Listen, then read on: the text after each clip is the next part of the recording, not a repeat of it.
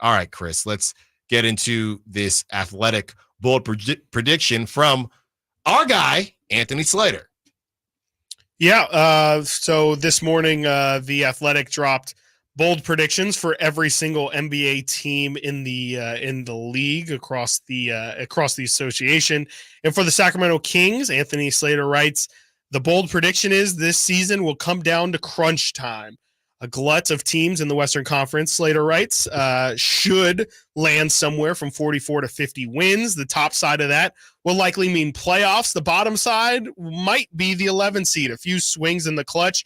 Tight conference games could be the difference between season success and massive failure. The Kings now employ De'Aaron Fox and DeMar DeRozan. Fox led the league in clutch points last season, and DeRozan finished second in clutch points the past 2 seasons.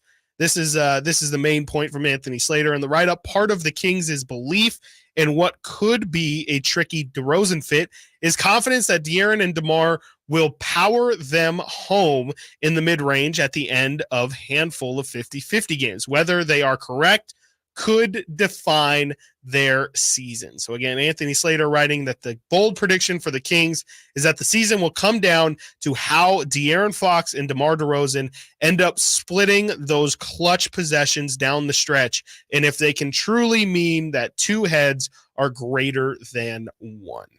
There you go. I think that makes sense to me.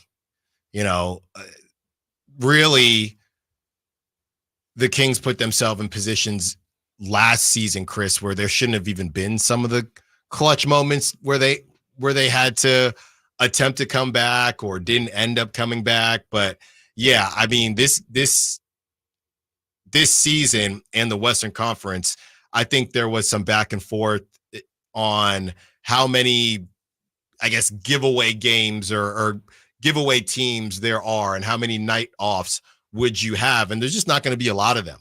So I think on top of the fact that you're going to have to show out when you play a Timberwolves team or a Nuggets team or the Thunder, anybody like that, even the teams that we don't really think are going to do anything, you're probably not running away from them as well. So it's a close game against the Spurs that you got to close out. A close game against the Warriors, who always plays you tough. The Lakers, I know that they didn't lose to the Lakers last season, but all of these, the Rockets, right? So I don't think that there is going to be the margin of victory, whatever that is, for the top 4 seeds. I just don't see it being very large at all. I mean, I just think you're going to be in a fight each and every day. And honestly, Chris, I think that might help help the situation, because it's not going to be, oh, here we are. Obviously, I'd rather the Kings to just blow teams out. But it's not going to be, oh my goodness, we're in a close game and we haven't been in a close game. Is it going to be DeMar? Is it going to be Malik? Is it going to be De'Aaron Fox? I think they're going to be in close games so often that they're just going to kind of be used to it, and they're going to understand what works for them. And hey, it's a DeMar day or it's a De'Aaron day. I just think that there's going to be so many close games. Probably not good for our blood pressure, but I think the Kings will be pretty used to dealing with close games just because of how the Western Conference is. Yeah, the Kings actually last year didn't play in many close games. Mm-hmm. They only had 11 games total that finished with a 3-point spread, and there were 6-5 in those games. I think you definitely hope to be a little bit better than that. A lot of the teams in the Western Conference, really with the exception of the Pelicans, who are 1-7 in 3-point games, were much better than the Kings in those situations. So I think that's first and foremost where you do hope to get better. But yeah, I mean, I think that actually there's a possibility the Kings could be in less close games this year because the team is better. I mean, there were so many times last year where shots would go cold, or the Kings would get off to 10 to 15 point lead. And I think everybody kind of learned that you can't really get comfortable with that because shots would go quiet for 10 minutes. And then all of a sudden the Kings, couldn't play defense out of nowhere. And then the game would be really close. And then by the end of the game, it would be a couple possessions here or there that really ended up determining it. I think that the Kings are probably going to be in more blowout situations this year than they were last year. And hopefully that leads to, hopefully you don't need to have De'Aaron and DeMar be incredibly clutch in those moments. I think you can still be clutch outside of clutch time, of course. It's only 5 points in the last 5 minutes. So putting yourself in that situation or out of that situation, I guess, could really be where De'Aaron and DeMar shine, is just them I think the biggest thing for me is just that there's going to be one of those guys, I would assume, on the floor at all times. I mean, I know Mike Brown sometimes can get a hard time for his rotations, but he's done a really good job these past 2 years of making sure that one of De'Aaron or Domantas Sabonis are on the basketball floor at every single minute of the game. And now that you add DeMar to that, I mean, it's going to be some combination, I would assume, of the two of De'Aaron, Domas, and DeMar on the floor at the same time. And if not, it's going to be Malik or Keegan out there. I just think this team is going to be so much better positioned to not have those lulls throughout the game where hopefully, it doesn't even end up coming down to the clutch situations. But if it does, they have two guys who are the best in the NBA at doing it. So I'm excited to see how many of those situations they end up in. And then, truly how De'Aaron and DeMar both split those minutes, because I think they're both incredibly capable. And, I think it's going to be a little bit of a like Mike situation for the first couple of weeks where we see, I think they're going to both be very unselfish. I think they're going to both opt for the other one to kind of have their moment. And it's going to be interesting to see who really kind of takes the reins and say, all right, I guess this is going to be my role this season. Yeah, and sometimes it'll be neither of them. Sure.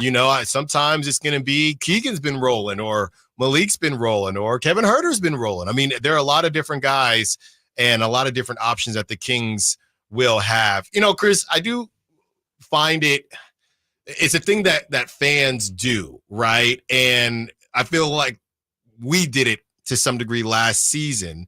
And every team thinks that they have pretty healthy strength in numbers, or I guess fans would say that. And it was funny because Warrior fans, like last season, I thought that the Kings were pretty not stacked, but oh my goodness, how's everybody going to get time? And you got Sasha and you got Chris Duarte, and they have a pretty solid bench. And then the season started, and it didn't feel like that at all. It felt like you're just in a desert looking for water.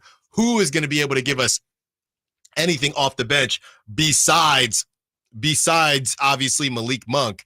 And I'm wondering now, as I'm doing the same thing in my head again, thinking about how the Kings, oh man, they leveled up. They got DeMar DeRozan. They kept Malik Monk. Not the blind spot, because I feel like we've kind of talked about it. But is there anything that you're worried about that maybe we haven't discussed enough? Maybe that the defense is just really going to be terrible, but besides that, I mean, I'm very optimistic about this team. Like I feel like I haven't wavered that they're going to be over 50 wins. I think that they can be a top 3-4 seed in the Western Conference this year. I think the bench is way more legit than it was last year. I mean, the fact that we have Kevin Huerter presumably coming off the bench. You still have Malik Monk coming off the bench. You got Jordan McLaughlin, who shot 47%. Maybe that's feeling a little bit too good about a guy that we didn't actually see a ton with our own eyes last year. But I just think that and then we have, Devin Carter coming later in the year. I just think that I feel more confident this year. Again, I think that the bench that you could put together this year could maybe be a lower level starting lineup for a lot of teams out there. I mean, if you have Malik, you have, Devin Carter, Jordan McLaughlin, Kevin Huerter, Trey Lyles out there. There's a couple guys in there who are definitely starter quality. And, last year, I don't know if there was necessarily any guys besides Malik that came off the bench. I guess you could say Trey, if he still fits into this one, that could necessarily even be starters across the league. So I don't know. I mean, I feel like, and we don't know. I think everyone's assuming the worst for Jalen McDaniels. If he's anything better than what he was last year, that's another piece where, maybe it's not something that you're writing articles about. But if Jalen McDaniels gives you, Chris Duarte-esque production, I don't think people are going to be thrilled with it, but I think it's going to be better than what people have in their minds right now. And so, I just think that they have so many more usable pieces than they had last year. And that's talking about the back end. We're not even really talking about the improvements on the front end either. So I probably am not the person to ask for that because I'm so high on them, but I really don't think that there's anything that hasn't been discussed that maybe we aren't looking for that could be a dooming thing for this team. Coming up next, ESPN predicts the breakout players for the 2024-2025 season. Who from the Kings ended up